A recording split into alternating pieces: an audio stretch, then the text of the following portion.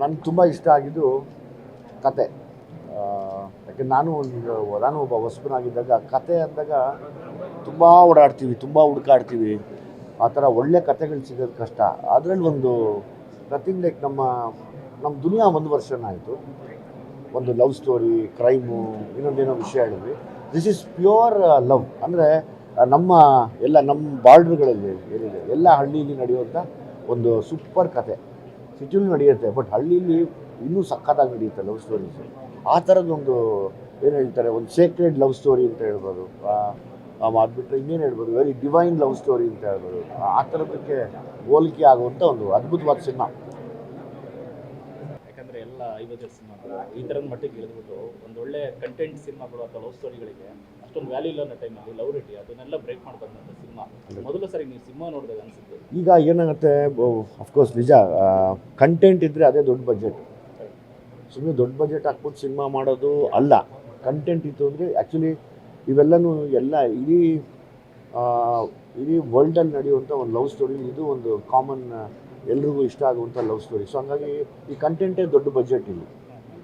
ಅದು ನನಗೆ ಪರ್ಸ್ನಲಾಗಿ ಇಷ್ಟ ಆಯಿತು. Budget is mind. ಯಾವಾಗಲೂ ಮೈಂಡ್ ಚೆನ್ನಾಗಿರೋದು ದೊಡ್ಡ ಬಜೆಟ್. ಹಾಗಾಗಿ ನಾನು ಇಷ್ಟಪಟ್ಟೆ ಈ ಸಿನಿಮಾನ. ಸರ್, ಆಸ್ ಅ ರೈಟರ್ ಆಗಿ, ಡೈರೆಕ್ಟರ್ ಆಗಿ ಪ್ರೂವ್ಡ್ ಆಲ್ರೆಡಿ 2 ಸೂಪರ್ ಹಿಟ್ ಸಿನಿಮಾಗಳು ಕೊಟ್ಟಿದ್ದಾರೆ. ಅದ್ರ ಜೊತೆಗೆ ಈ ಸಿನಿಮಾದಲ್ಲಿ ಒಂದೊಂದು ಪಾತ್ರವನ್ನು ಗುರುತಿಸಿ ಮಾತಾಡ್ತಿದೆ ಸರ್. ಹೌದು, ವೇದಿಕೆ ಮೇಲೆ ಕರೆದು ಆ ಮಟ್ಟಿಗೆ ಇಂಪ್ಯಾಕ್ಟ್ ಕೊಟ್ಟಿದ್ದ ಅಂತ 100% ಆಗುತ್ತೆ. ನೀವು ಸಿನಿಮಾ ನೋಡಿದಾಗ ಒಂದು 5-6 ನಿಮಿಷ ಅಷ್ಟೇ, ಆಮೇಲೆ ಒಳಗೊಟ್ಟೋಗ್ತೀವಿ ಡ್ರೈವು. ಹೋದ್ಮೇಲೆ ಇಂಟರ್ವಲ್ವರೆಗೂ ಒಂಥರ ಕರ್ಕೊಂಡೋಗಿ ಇಂಟರ್ವಲ್ ಆದಮೇಲೆ ಒಂದೊಂದೇ ನೋಡ್ತಿದ್ರೆ, ಸೊ ಯಾರ ಬದುಕು ಎಲ್ಲರ ಮನೇಲಿ ನಡೆಯುವಂಥ ಒಂದು ಲವ್ ಸ್ಟೋರಿ, ಬಟ್ ಯಾರ ಮನೇಲೂ ಆಗಬಾರ್ದು ಈ ಥರದ್ದೊಂದು ಎಂಡ್ ಅನ್ನೋದೇ ಈ ಕತೆ. ಎಲ್ಲರ ಬದುಕಲ್ಲೂ ಲವ್ ಆಗತ್ತಲ್ಲ, ಆ ಲವ್ವಲ್ಲಿ ಈ ಥರ ಎಂಡ್ ಆಗಬಾರ್ದು, ಅದೇ ಇದು ಕತೆ. ಸಿನಿಮಾ ಸಕ್ಸಸ್ ನೋಡ್ತಿದ್ದಾರೆ ಸರ್. ಒಳ್ಳೆ ಸಿನಿಮಾಗೆ ಯಾವತ್ತೂ ಸೋಲಿಲ್ಲ ಅನ್ನೋದು ನೆನಪಾಗ್ತದೆ. ಒಳ್ಳೆ ಸಿನಿಮಾಗೆ ಯಾವತ್ತೂ ಸೋಲಿಲ್ಲ ಅನ್ನೋದು ನೆನಪಾಗ್ತದೆ. 100%.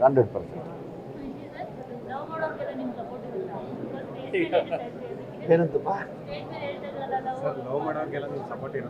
ಅಮ್ಮ, ಈಗ ಲವ್ ನನಗೆ ನನ್ನ ಹೇಳಿ ಕೇಳಿ ಮಾಡ್ತಾರೆ, ಅವ್ರವ್ರು ಮಾಡ್ಕೊಂಡಿರ್ತಾರೆ ಪಾಪ. ಪ್ರೈಮ್ ಟೈಮ್ ಆಗ ಭೀಮಾ KPS, ಈಗ ಭೈರತಿ ಬಗೀರ ಒಳ್ಳೆ ಟೈಮ್ ಮತ್ತೆ ಓಪನ್ ಆಗಿದೆ. ಆ ಖುಷಿ ಬಗ್ಗೆ ಖುಷಿ ಅಲ್ಲಪ್ಪ. ಈಗ ಎಲ್ಲ ಭೀಮಾ, ಬಗೀರ, ಭೈರತಿ ರಣಗಲ್ಲು ಎಲ್ಲ B to the power cube B to the power 3. Yes, B to the power 3. ಖುಷಿ ಆಗ್ತಾ ಇದೆ, ಎಲ್ಲ ಸೂಪರ್ ಹಿಟ್ ಆಗಿದೆ. ಭೈರತಿ ರಣಗಲ್ ತುಂಬ ಚೆನ್ನಾಗಿದೆ. ಅಂದರೆ ಅದೇ ಒಂದು ಜಾನರ್ ಮೂವಿ. ಅದು ನೋಡೋಕ್ಕೆ ಒಂಥರ ಪ್ರತಿ ಸರಿನೂ ಒಂದು ಕುತೂಹಲ ಇರುತ್ತೆ, ಏನು ನೆಕ್ಸ್ಟು ಅಂತ. ಆ ಥರದ ಒಂದು ಮೈ ಜುಮ್ ಅನ್ಸೋ ಕತೆ ಅದು. ಶಿವಣ್ಣನೇ ಮಾಡಬೇಕಾಗಿರೋ ಕತೆ ಅದು.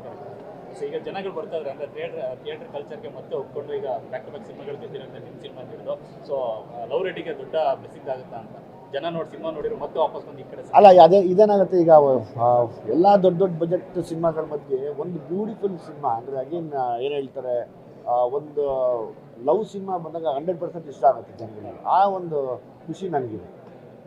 ಮತ್ತೆ ಸರ್, ಹೊಸಬ್ರ ಪ್ರಯತ್ನಗಳು ಈ ತರ ನೋಡುವಾಗ ಇನಿಷಿಯಲ್ ಡೇಸ್ ನೆನಪಾಗುತ್ತಾ? 100% ಆಗುತ್ತಪ್ಪ. ಈಗ ಪಾಪ ನಾನು ಕೂಡ ಇವರಿಬ್ಬರನ್ನ ನೋಡಿದಾಗ ನಾನು ಹಿಂಗೆ ಇದ್ದಿದ್ದೆ ಅವಾಗ ದುನಿಯಾದಾಗ. ನನಗೆ ಯಾರನ್ನ ಪಾಪ ಮೈಕ್ ಇಟ್ಟರೆ ಏನು ಹೇಳಬೇಕು ಅಂತ ಗೊತ್ತಿಲ್ಲ, ಕತೆ ಏನು ಅನ್ನೋರು, ಅದೇ ಸರ್ ಒಂದು ಲವ್ ನಡೆಯುತ್ತೆ, ಲವ್ವಲ್ಲಿ ಏನೋ ಆಗುತ್ತೆ ಅಂದಿದ್ದೆ ನಾನು. ನನ್ನೇ ನೆನಪು ಬರುತ್ತೆ ಪಾಪ. ಆಮೇಲೆ ಈಕೆ ನೋಡಿದಾಗಲೂ ಅಷ್ಟೇ. ಬಟ್ ಇವರೆಲ್ಲ ಹೆಂಗೇನೋ ಮೆಚೂರ್ಡಾಗಿ ಆ್ಯಕ್ಟ್ ಮಾಡಿದ್ದಾರೆ, ವಾವ್ ಅನ್ನಿಸ್ತಾರೆ ಥಿಯೇಟ್ರ್ ಒಳಗಡೆ ಬಂದರೆ. ಈಗ ನೋಡೋರು ಯಾಕೆ ಹೋಗ್ಬೇಕು ಈ ಸಿನಿಮಾ ಅನ್ನೋ ಪ್ರಶ್ನೆ ಹಾಕ್ಕೊಂಡ್ರೆ, ನೀವು ಬಂದು ನೋಡಿದಾಗ ಗೊತ್ತಾಗುತ್ತೆ ಯಾಕೆ ನಾವು ಅದನ್ನು ಇಷ್ಟು ಫೋರ್ಸ್ ಮಾಡ್ತಾ ಇದ್ದೀವಿ ಈ ಸಿನಿಮಾ ನೋಡಬೇಕು ಅನ್ನೋ ವಿಷಯ.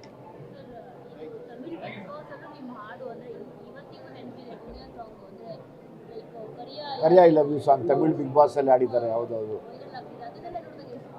ಖುಷಿ. ಅವ್ರು 18 years 19 years ಆದರೂ ತಮಿಳ್ ಬಿಗ್ ಬಾಸಲ್ಲಿ ಇವತ್ತು ಕರಿಯ ಐ ಲವ್ ಯು ಸಾಂಗ್ ಹಾಕಿದ್ದು ನಂಗೆ ತೋರಿಸಿದ್ರು. ಖುಷಿ ಅನಿಸುತ್ತೆ. ಅಂದರೆ ಕಪ್ಪುಗೆ ಎಷ್ಟೆಲ್ಲ ವ್ಯಾಲ್ಯೂ ಇದೆಯಪ್ಪ.